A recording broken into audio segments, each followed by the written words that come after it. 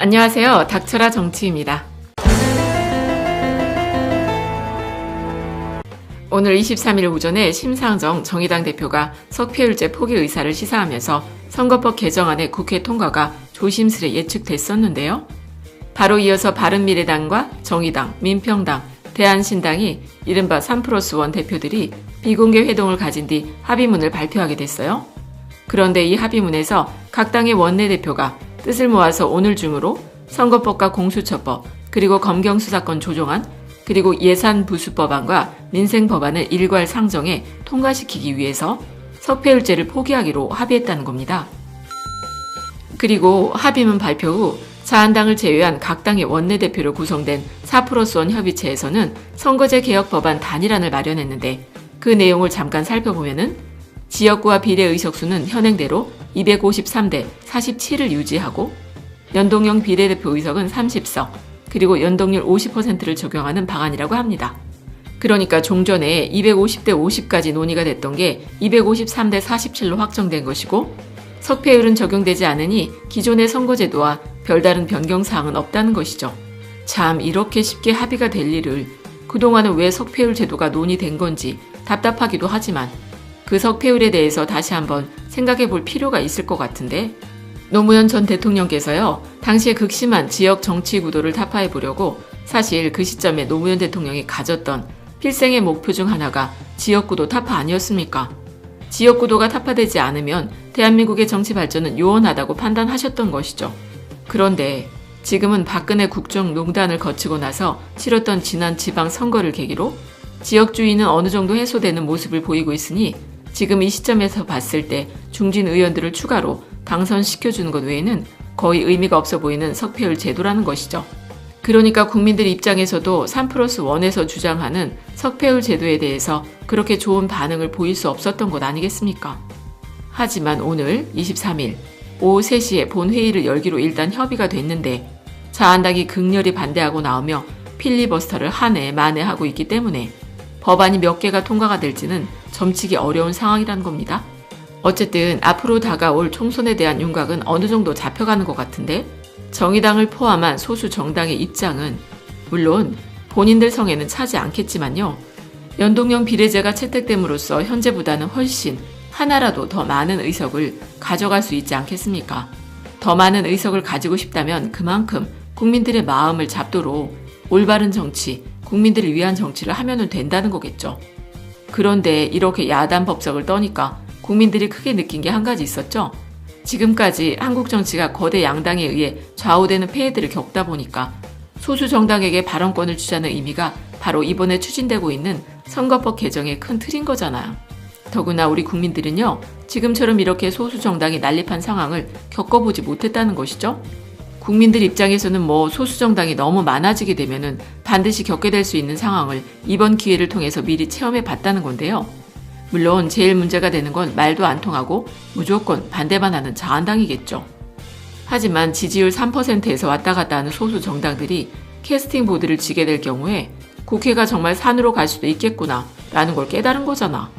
게다가 정의당을 빼면요, 저 3+1을 구성하는 야당 중에서 과연 몇 개나 지금 모습으로 남아있을지 모르는 것 아니겠습니까? 더구나 안철수의 정계 복귀에 따라서 또다시 이리저리 갈라질 세력도 눈에 뻔히 보이는 거 아니겠습니까? 그리고 또 오늘요, 홍준표 자한당 전 대표랑 이재호가 만나서 국민통합연대라는 걸 만들어버렸네. 그것도 창립준비위원장이란 사람이 이재호라고 하니까 어떤 성격일지는 안 봐도 비디오 아니겠습니까? 게다가 또 이현주까지도 1인 정당을 미리 만들어놨어요.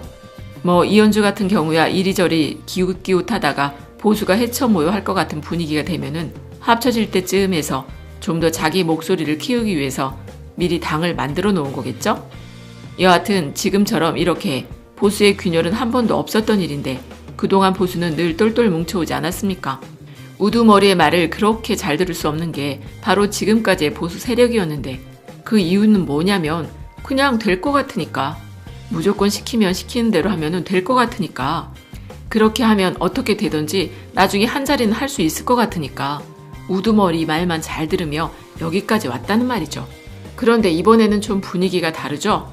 한마디로 안 될 것 같으니 이리저리 분열하는 거 아니겠습니까? 황교안 대표는 자꾸요 밖으로만 돌면서 강경 발언만 해대며 중도란 중도는 다 놓치고 안 그래도 집토끼인 보수 세력만 자꾸 결집하려고 드는데 심지어 요즘엔 아주 대놓고 사이비 취급받는 정광훈 목사랑 자꾸 같이 있는 그림을 연출하고 있으니 자한당 입장에서 봤을 땐 눈살 찌푸리는 행보를 자꾸 이어가고 있어요. 그러니까 문제는 이 수구 세력들이요 낡아도 너무 낡아버려서 도대체 자기들이 하는 말에 국민들이 왜 이렇게 화를 내는지도 모르는 지경이라는 겁니다. 더구나 지금의 수구 보수 세력은 황교안이 당대표 자리를 꿰고 앉은 본당격인 자한당, 그리고 돌아올지 말지 열심히 표만 계산하고 있을 안철수, 그리고 또 새로운 보수를 만들어 본다며 아주 야심차게 자한당을 나가버렸지만 지금껏 뭐 하나도 해놓은 게 없는 유승민, 그리고 친이나 비박 세력이 모인 이재호와 홍준표, 또 아직도 남아있는 골수 친박 세력들. 그러니까 크게 나눠도 이렇게 5개의 세력이 나뉘어 이번 총선에 각축을 벌이게 될지도 모르는 상황이란 겁니다. 게다가 이 사람들이 색깔이 다 다르고 국민들이 보기엔 너무너무 오른쪽으로 치우친 세력도 있어서 나중에 합치기는 생각처럼 쉽지가 않아 보인다는 것이죠. 하지만 반대로 진보 세력들을 보면요. 지금까지 분열로 인한 패배를 숱하게 겪어서 그런지 최근에는 뭐 후보 단일화도 잘 이뤄낼 수 있는 단계로 발전해오지 않았습니까? 그런데 보수는 지금껏 그런 경험이 한 번도 없었다는 약점을 가지고 있다는 것이죠. 왜냐? 보스가 그냥 공천 주면은 끽소리 안 하고 그대로 했던 집단이기 때문이란 겁니다. 그리고 지금 황교안 대표가 표면적으로는 그 보수 자리를 꿰차고 앉아는 있지만 앞에서 말씀드린 것처럼 반발하는 세력들이 워낙에 많으니 예전처럼 단일 공천 같은 건 어림도 없는 것 아니겠습니까? 더군다나 황교안 대표는 정당 활동 경험이 전혀 없잖아. 정치적인 판단을 제대로 내릴 수 있는 깜냥이 애초에 안 된다는 것이죠. 아니, 지금 하는 것만 봐도요. 얼마나 범진보 세력의 단합을 도와주고 있나요? 그런 의미에서 봤을 때 민주당과 정의당의 갈등이 더 깊어지지 않는 상태에 오늘 4+1 협의체에서 선거법 개혁안이 나왔다는 건 정말 다행스럽고 중요한 일이라고 생각이 됩니다.